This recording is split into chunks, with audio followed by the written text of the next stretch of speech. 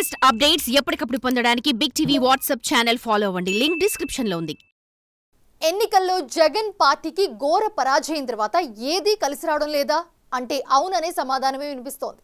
ఎందుకంటే ఎవరు ఎప్పుడు పార్టీని విడతారో తెలియడం లేదు. నమ్మిన వారే గుడ్ బై చెప్పేస్తున్నారు.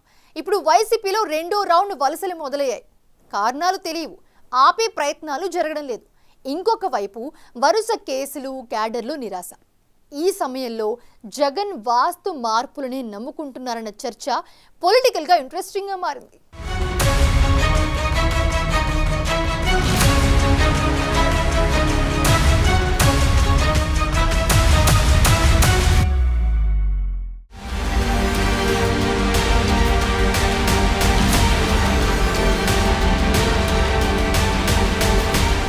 వైసీపీకి ఇప్పుడు ఒక్కటి కాదు, చాలా సవాళ్లు చుట్టుముట్టాయి. వాటి నుంచి ఇప్పట్లో బయటకొచ్చే పరిస్థితి అస్సలు కనిపించటం లేదు.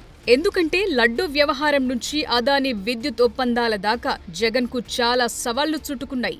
ఏది చేసినా రివర్స్ అవుతోంది, ఏది ముట్టుకున్నా భగ్గుమంటోంది. పోనీ సైలెంట్ గా ఉందామన్నా ఉండనివ్వని పరిస్థితి.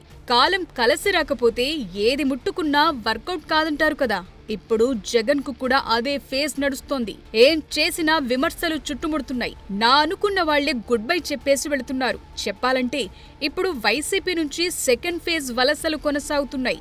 వెళ్లేవారిని ఆపే ప్రయత్నం కూడా హైకమాండ్ చేయట్లేదు. ఎందుకంటే ఆపినా ఆగరని తెలుసు కాబట్టి. అడిగి బుజ్జగించడం ఎందుకనుకుంటున్నారో ఏమో గాని హ్యాండ్సప్ చేసేస్తున్నారు.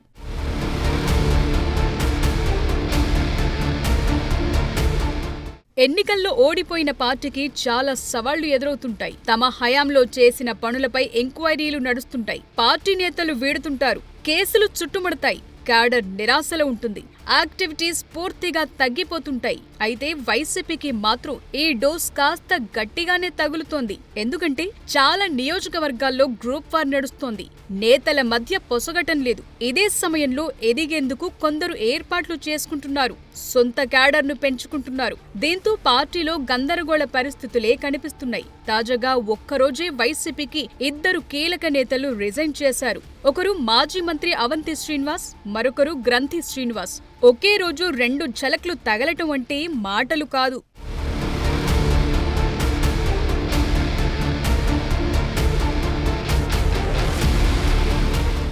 రాజీనామా చేస్తూ అవంతి పెద్దగా విమర్శల జోలికి వెళ్లలేదు. కొత్తగా ఏర్పడ్డ ప్రభుత్వానికి ఏడాదైన సమయం ఇవ్వకుండానే ధర్నాలు, నిరసనలు అంటే ఎలా అని మనసులో మాట చెప్పకనే చెప్పారు. తాను వ్యక్తిగత కారణాలతోనే రాజీనామా చేస్తున్నానని చెప్పిన అవంతి కొంతకాలం రాజకీయాలకు దూరంగా ఉంటానని చెప్పటం ద్వారా షార్ట్ గ్యాప్ ఇవ్వాలనుకుంటున్నారు. 6 నెలల నుంచే ఆందోళన, నిరసనలంటే కార్యకర్తలు, నేతలు ఇబ్బంది పడతారన్నారు. వైసీపీ హయాంలో సొంత పార్టీ కార్యకర్తలు, నేతలు ఇబ్బంది పడ్డారని జగన్ కు సింపుల్ గా గుర్తు చేశారు. అంతా వాలంటీర్లే నడిపించారని తన మనసులో ఉన్న అసంతృప్తిని బయటపెట్టారు. అంతేకాదు బ్రిటిషర్లు అక్కడ నిర్ణయాలు తీసుకుని ఇక్కడ ఇంప్లిమెంట్ చేసే విధంగా అక్కడ నిర్ణయాలు తీసుకుని ఇక్కడ ధర్నాలు చేయమనటం సమంజసం కాదన్నారు. నేను ఇప్పుడు ఈ నిర్ణయం తీసుకున్న సడన్ కారణం ఏంటంటే, మరి ఏ ప్రభుత్వం వచ్చినా, కొత్త ప్రభుత్వం వచ్చినప్పుడు ప్రభుత్వానికి కనీసం సంవత్సరంలో టైం ఇవ్వాలి. సంవత్సరం కూడా టైం ఇవ్వకుండా మనం 6 నెలల నుంచే మనం వెళ్ళి మన ప్రజలను మళ్ళీ ఇబ్బంది పెడతాం, లేకపోతే నాయకులను ఇబ్బంది పెడతాం, కార్యకర్తలను ఇబ్బంది పెడతాం అనేది కరెక్ట్ కాదు అని నేను భావించి నిర్ణయం తీసుకోవడం జరిగింది. ఎందుకంటే ముఖ్యంగా 5 సంవత్సరాలు ప్రభుత్వం అధికారులు ఉన్నా కూడా వైఎస్ఆర్సీపీ పార్టీ కార్యకర్తలు చాలా ఇబ్బందులు పడ్డారు. ఎందుకంటే అంతా వాలంటీర్స్ని నడిపించారు. కార్యకర్తలకి కానీ నాయకులకు కానీ ఏమీ గౌరవం అనేది లేదు. ప్రభుత్వానికి టైం ఇవ్వకుండా నాయకులు, కార్యకర్తలు నలిగిపోయి ఉన్నారు.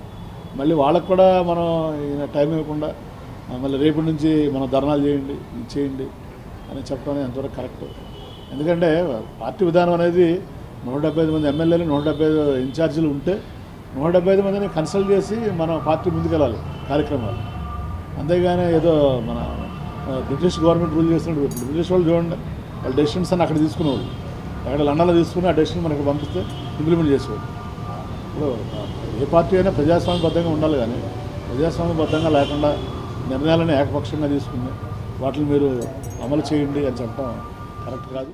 అటు మాజీ మంత్రి అవంతి శ్రీనివాస్ రాజీనామా చేసిన గంటల వ్యవధిలోనే భీమవరం మాజీ ఎమ్మెల్యే గ్రంథి శ్రీనివాస్ కూడా వైసీపీకి గుడ్ బై చెప్పేశారు. రాజీనామా లేఖను జగన్ కు పంపించారు. పార్టీ కార్యక్రమాలకు గ్రంథి కొన్ని నెలలుగా దూరంగా ఉంటున్నారు. దీంతో ఆయన వైసీపీని వీడుతారన్న సిగ్నల్స్ ను హైకమాండ్ పసిగట్టింది. వైఎస్ఆర్ జయంతి, వర్ధంతి కార్యక్రమాలకు కూడా గ్రంథి హాజరు కాలేదు. దీంతో భీమవరం వైసీపీలో గడబిడ ఏంటో బయటకొచ్చింది. అయితే ఆయన్ను బుజ్జగించేందుకు పేర్ని నానిని, మాజీ మంత్రి కారుమూరి నాగేశ్వరరావును జగన్ రాయబారానికి పంపారు. ఈ ఇద్దరూ సర్ది చెప్పినా గ్రంథి తన నిర్ణయం మార్చుకోలేదు. అయితే పార్టీలో ఉక్కపోత పెరగటంతోనే గ్రంథి బయటకొచ్చారంటున్నారు. ఆయనకు పోటీగా భీమవరం వైసీపీలో మరో వర్గం మర్జవటాన్ని తట్టుకోలేకే గుడ్ బై చెప్పారంటున్నారు.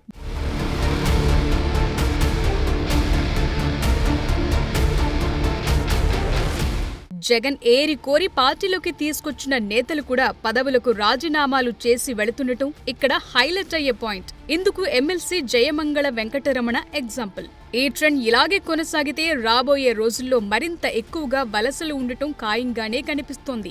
వైసీపీకి ఇప్పటికీ 3 రాజ్యసభ ఎంపీలు, 4 ఎమ్మెల్సీలు రాజీనామాలు చేశారు. మాజీ మంత్రులు, మాజీ ఎమ్మెల్యేలతో ఎక్కువ మంది తమ దారి తాము చూసుకునేందుకు ఇప్పటికే ఏర్పాట్లు చేసుకుంటున్నారని, 3 కూటమి పార్టీల్లో ఎక్కడ ఛాన్స్ వచ్చినా, ఎక్కడి నుంచి పిలుపొచ్చినా చేరిపోయేందుకు రెడీ అంటున్నారట. చాలా మంది పార్టీ కార్యక్రమాలకు అంటిముట్టనట్లు ఉంటున్నారు. సో వారి కథేంటో ఈజీగానే తెలిసిపోతోంది.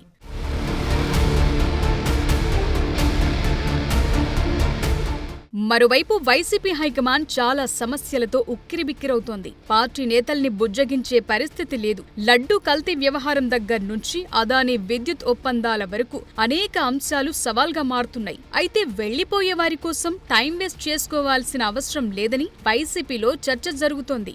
మరోవైపు వైసీపీని వీడుతున్న వారికి కూటమి నేతల నుంచి సవాళ్లు కూడా రెడీగా ఉంటున్నాయి. ఇప్పుడు అవంతి శ్రీనివాస్ వైసీపీకి గుడ్ బై చెప్పడంతో బుద్ధా వెంకన్న లాంటి నేతలు ఫైర్ అవుతున్నారు. అవంతి లాంటి వాళ్ల సానుభూతి తమ ప్రభుత్వానికి అక్కర్లేదంటూ ఘాటుగానే ట్వీట్లు చేస్తున్నారు.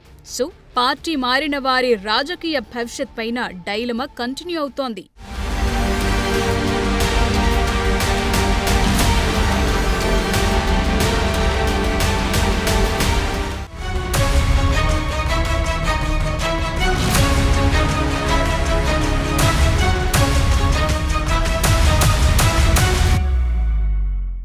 ఏది ముట్టుకున్నా కలిసి రాకపోవడంతో జగన్ తాడేపల్లిలోని వాస్తు మార్పులు చేయించుకుంటున్నారట. ఆస్తి తగాదాలు, చికాకులు పెరగడంతో రూట్ మార్చేశారు. అంతేకాదు సంక్రాంతి తర్వాత జనంలోకి వెళ్లేందుకు జగన్ రెడీ అవుతున్నారు. ఇకపై అపాయింట్మెంట్ లేకపోయినా క్యాడర్ను, లీడర్షిప్ను కలవాలనుకుంటున్నారట. ఒకవైపు జమిలీపై వేగంగా అడుగులు పడుతుండడంతో ఆ దిశగాను అలర్ట్ అవుతూ ఉన్నారు. కానీ కండిషన్స్ ఏమాత్రం అనుకూలంగా లేవన్నది టాక్. సంక్రాంతిలోపే పార్టీలోని లీడర్స్ ఖాళీ అవుతారా అన్న డౌట్లు పెరుగుతూ ఉన్నాయి.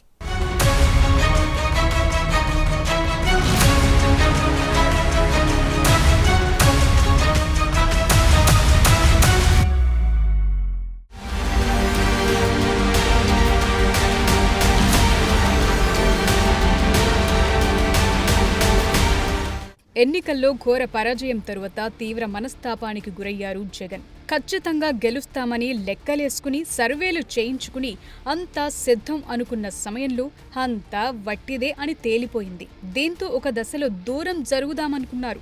అయితే 40% ఓటర్ల కోసం ఇప్పుడు కథ మారుద్దామనుకుంటున్నారు. కానీ ఏవీ వర్కౌట్ కావట్లేదు. అయితే ఇప్పుడిప్పుడే మళ్లీ యాక్టివేట్ అయ్యేలా చూసుకుంటున్నారు. కూటమి ప్రభుత్వం విధానాలను ప్రశ్నిస్తూనే ఇంకోవైపు పార్టీ బలోపేతానికి, పార్టీ శ్రేణుల్లో ఉత్తేజం నింపేందుకు ప్రయత్నాలు రెడీ చేస్తున్నారు.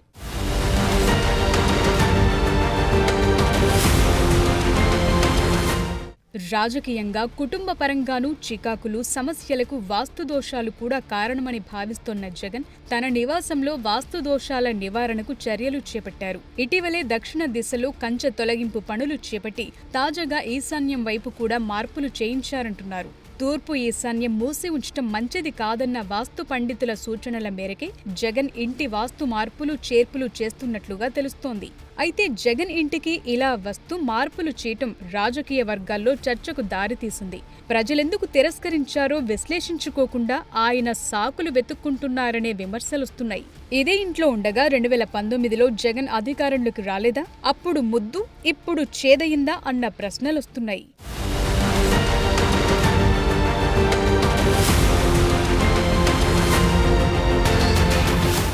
జనవరి 3వ వారం నుంచి జిల్లాల పర్యటనలకు జగన్ రెడీ అవుతున్నారు. ప్రతి నియోజకవర్గంలో 2 రోజుల పాటు సమీక్షలు, అక్కడే నిద్ర చేసేలా రోడ్ మ్యాప్ రెడీ అవుతోంది. మొత్తం 26 జిల్లాల్లో పర్యటనలు చేయబోతున్నారు. ముఖ్యంగా సూపర్ 6 హామీల గురించి ప్రస్తావిస్తారంటున్నారు. అందుకే తాడేపల్లి క్యాంప్ ఆఫీస్లో కూర్చుంటే కుదరదని, జనంలోకి వెళ్లాల్సిందే అని డిసైడ్ అయ్యారు. గత కొంతకాలంగా జగన్ జనానికి, పార్టీ కార్యకర్తలకు దూరమయ్యారన్న అభిప్రాయాలు పెరిగాయి. దీంతో జనంలోనే ఉండాలని డిసైడ్ అవ్వటం కీలకంగా మారింది. నిజానికి అసెంబ్లీ సమావేశాలు బహిష్కరించడం జగన్ పార్టీకి జనంలో పెద్ద మైనస్గా మారిందంటున్నారు. ఎందుకంటే ప్రజా సమస్యలపై అధికారికంగా నిలదీసే వేదిక అసెంబ్లీ. అక్కడికే వెళ్లకుండా మొత్తంగా దూరంగా ఉండటం అంటే ప్రతిపక్ష పార్టీగా విఫలమైనట్లే లెక్క అన్నది తెరపైకొస్తుంది. ప్రజా సమస్యలపై ఇదేం చిత్తశుద్ధి అని ప్రశ్నించిన వారు ఉన్నారు. అసలైన చోట నిలదీయకుండా విఫలమయ్యారని గుర్తు చేస్తున్నారు.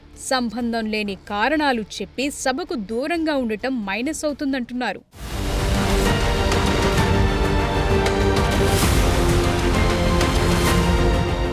నిజానికి కూటమి ప్రభుత్వం అధికారంలోకొచ్చి 7 నెలలవుతోంది. అప్పుడే ఎదురుదాడి వర్కౌట్ అవుతుందా అన్న ఆలోచన, వైసీపీ చేయలేకపోతుందా అన్న ప్రశ్నలు పెరుగుతున్నాయి.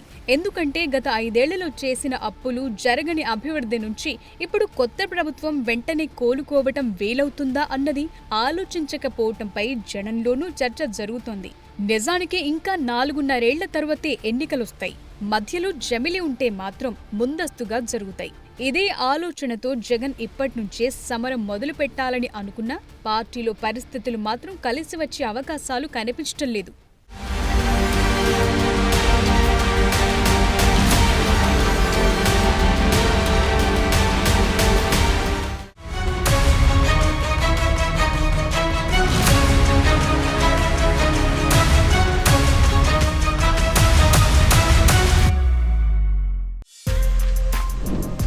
For more videos like this, subscribe Big TV channel.